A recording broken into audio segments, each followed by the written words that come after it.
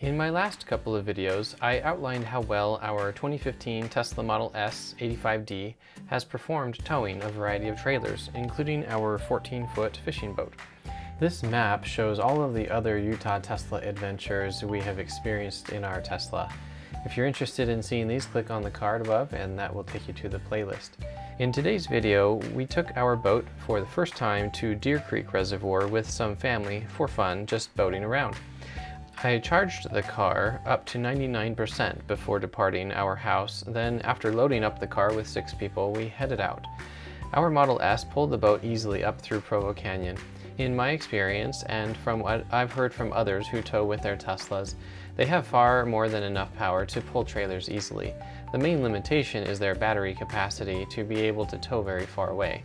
This was our first time towing anything up into the mountains with our Tesla, but I was confident we'd be able to tow the boat round trip with excess battery remaining, but I was really curious to see exactly how much energy this trip would consume so that I would be able to determine how much farther I'd be able to tow the boat in the future.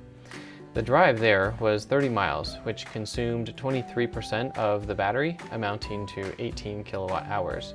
That translates to 600 watt hours per mile, or 50% efficiency. The elevation gain was 798 feet, but the elevation change going up all the hills was a total of 1,600 feet, and elevation change going down hills was 800 feet, to give you a better idea of what caused the increased energy consumption. We just drove 29 miles to the Deer Creek Island Resort from our house, and this is the power consumption graph over the last 30 miles. This right here, right at the very beginning, is pretty much when we started driving, right there, and then this peak that started is when we got on the freeway. So this is the energy from the whole period when we were driving out here through Provo Canyon. So you can see the average watt hour per mile is 517, and the car had originally estimated that we would arrive here with 84%, and we ended up arriving with 76%. Once we got there, we prepped the boat for launching, which included putting up the canopy, and we also have an extra trolling motor as backup. We got the boat ready to go. We have the trolling motor here. The main motor's down. Got the rear straps taken off. Ready to go. The ramp was super crowded, but we eventually found an opening to back the boat into the water. I can't really see very well back there, so... The visibility at the back of the Tesla has never been fantastic, and when you're trying to back a trailer, it definitely shows that it's not great. Yeah. And we left the rear hatch open to aid in communication with Jessica, who was driving our Tesla, while I backed the boat off the trailer. The Tesla had to back into the water a small amount, but the body of the car didn't need to touch the water, and we raised the suspension to very high, which is its highest setting. Okay, ready? Yeah. The boat certainly doesn't have the same acceleration as a Tesla, but it's a lot of fun. Also, our Model S wouldn't be able to get us out here on the water to be able to see these beautiful views. But I do hope someday I can maybe have an electric boat, because this one is loud and stinky. The kids had tons of fun taking turns driving the boat, exploring the reservoir, looking at spectacular views all afternoon.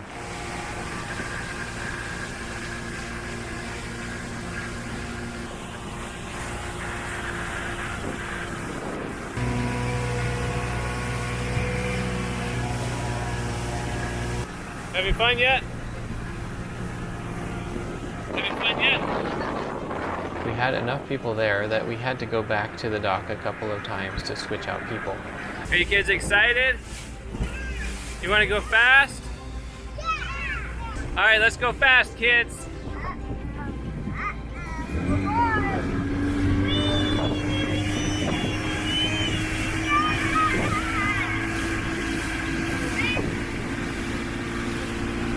Lydia, are you having fun? Yeah! When I was a kid, the farm that I grew up on had a pond, and one day we found some fiberglass hydroponic trays laying around that are typically meant for growing plants. We dragged them down to the pond. We plugged the drain holes with duct tape, and we found some boards laying around, and we cut parts off of them and made oars out of them. We had tons of fun with them boating around and exploring the pond. Then eventually we got too heavy and our canoes broke in half. My current fiberglass boat is a little bit of an upgrade, and this boat is certainly faster than having to row with oars. Lucy's driving the boat. Go Lucy. Clara is driving the boat. Hey Clara. Hey, good job. I love seeing the smiles, and I'm happy to be able to provide fun experiences for my kids and my friends and family.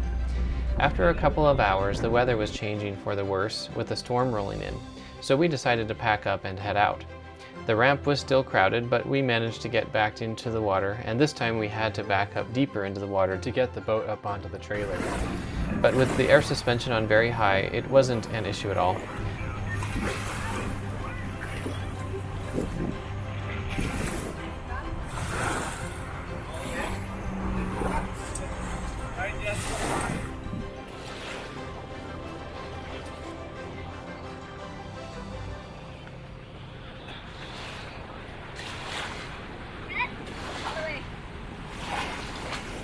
The Tesla had no problem pulling the boat out of the water, and it did so silently.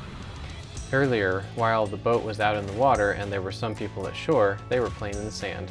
Lucy, are you having fun? What are you doing? Getting some water. Yeah. Cool. There was a nice shady area for hanging out, and the kids were having fun playing in the sand. Hey girls. You're making potion? On the way home, going the same 30 miles, we used up 16% of the battery, which is 6% less than when we went out. We used up 13 kilowatt hours, which is 5 kilowatt hours less. That means we used 433 watt hours per mile, or 71% efficiency. We left home with 99% in the battery, and we got home with 57%, which includes some losses while we were at the boat ramp launching. The HVAC system, the air conditioning being on while we were sitting around waiting for people, etc. Seeing how this whole trip used up 42% of our battery, we could relatively safely double that and drive 60 miles away one way while towing the boat and still have some safety margin. That gives us a couple more options of reservoirs we could go to in the future. And if we go directly north or south on I-15, there are superchargers that we could potentially utilize, but I'd rather avoid that while towing if at all possible. And for our family, I don't think that will be necessary before we get our Cybertruck, because they're pretty happy with just the local reservoirs that our Model S can easily reach. Overall, the Model S worked perfectly fine for our purposes, and I'm super pleased with how it has worked out. For our small boat that we have that is light, for the relatively short distance that we are going, and we have several other options we could also go to as well. One good example of another place that we've been to with our boat, towing it with the Model S, is down to the south end of Utah Lake at Lincoln Beach. And I talked about that in my last video, which I'll put a card above too. In general, for others who have light trailers or light boats that have not terribly long distances to go, I think that the Model S is a perfectly great towing option, and it will get us by until we have our Cybertruck. All right, we are back from the lake, back home. Looking right here at this peak, that's pretty much when we left the lake. And so this is the energy all the way back. Coming back out of the mountains, obviously, it was less energy than going up. So we averaged 336 watt hours per mile. We ended up getting here with 56% on the battery. So round trip took us, let's see, that's 44% of the battery. Thanks for watching, and I'll see you in the next video. Don't forget to click the like button and subscribe to get automatically notified every time I upload a new video.